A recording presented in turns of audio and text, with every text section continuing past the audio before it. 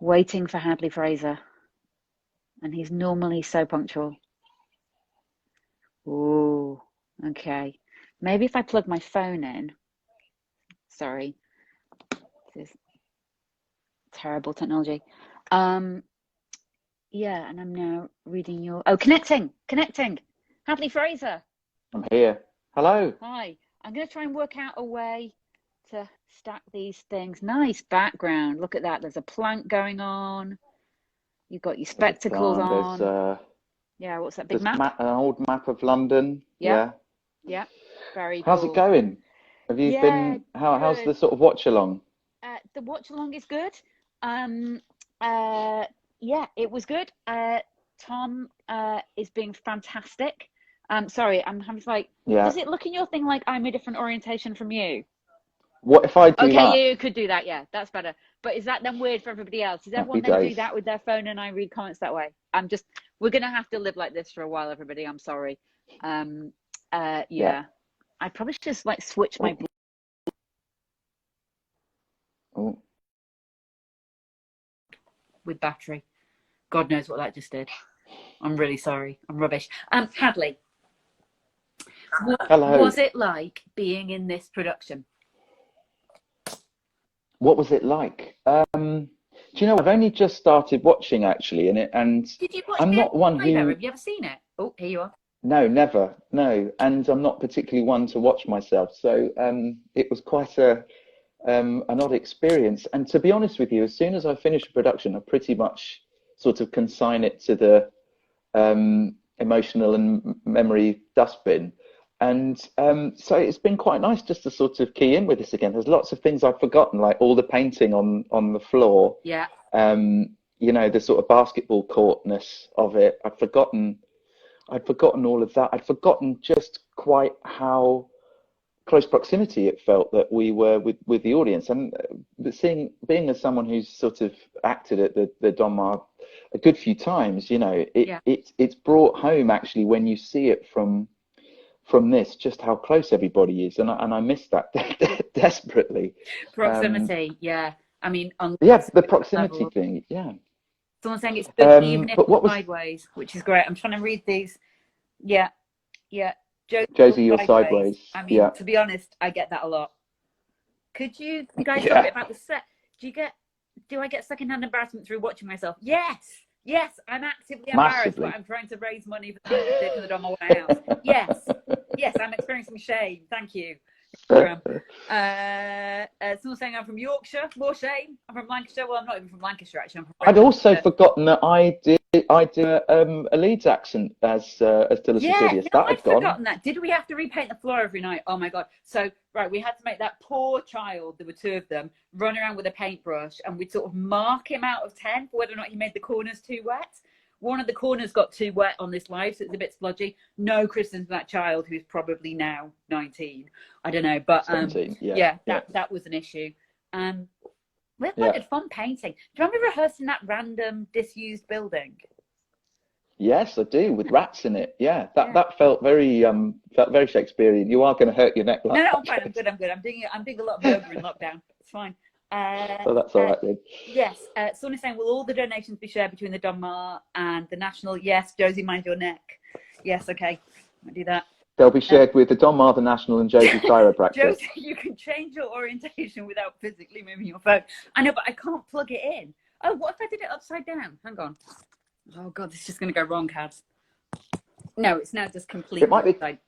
That's just now you're. I mean, there's something quite nice about that though, Joe. Quite relaxing. It's like my head's your head. Yeah, that's.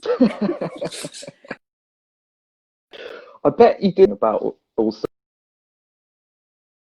No, okay, I'm going to stop moving the phone. Thank you, everyone, for your help. There's Al Kumar on there just pissing himself because I'm so serious. I'm going to hurt myself. Yeah. Sorry, Hadley. This should be about you and your role in this production.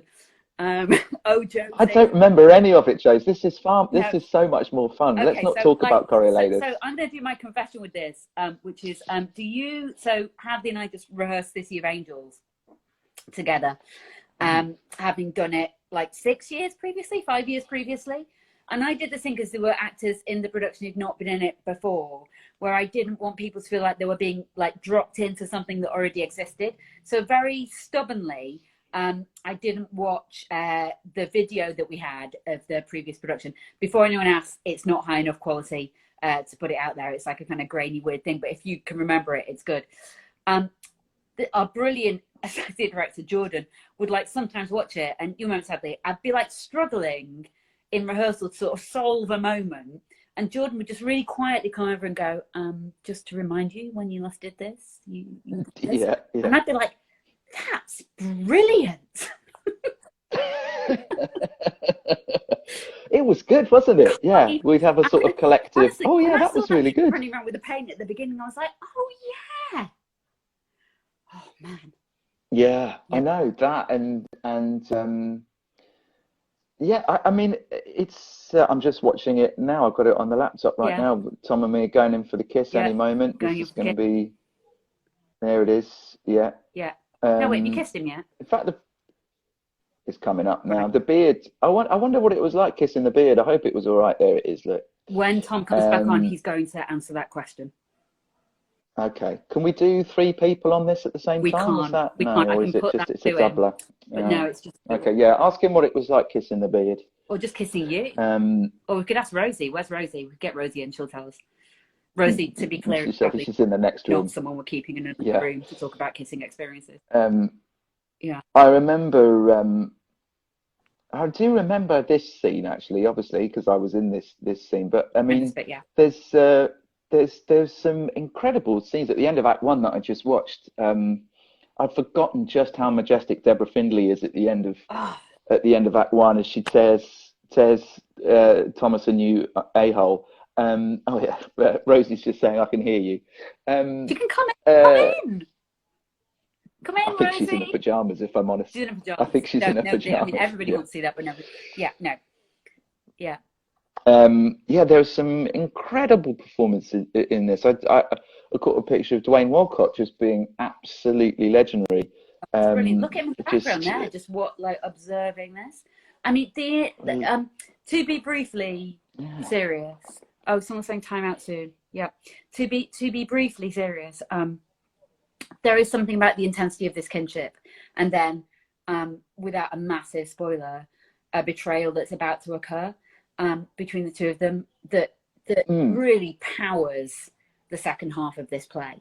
You know, and in Shakespeare's dramaturgy, the incredible shock that he goes, there's a world elsewhere, and it turns out that world is his enemy's house. You know. Yeah. It's incredible. I remember us talking about the sort of spiral of action in this play, and how, especially for Tullus Ophidius and Caius Marcius, it sort of starts with that incredible fight. Yeah. And it sort of it acts like a whirlpool and draws everybody else in, and you know, not that I'm saying yes, mine and Tom's characters are the most important, but it feels like there's this kind of this constant revolution around that fight. Yeah.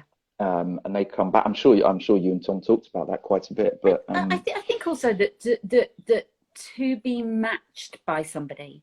I mean, you know, I think I see this as when I work with you on a musical. There's a thing about musicianship, right? So you definitely see actors sort of measure each other in the rehearsal room and give respect and go, you know, the return of serve on this is going to be amazing, just to pick a tennis analogy, never having played tennis. But, you know, that you can see actors meet and know that something fantastic is going to happen.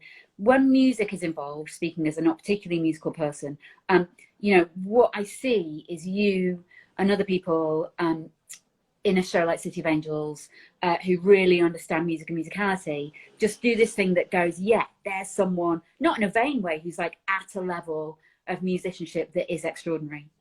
Like the way that band powered everyone forward in City of Angels, you know, was amazing. And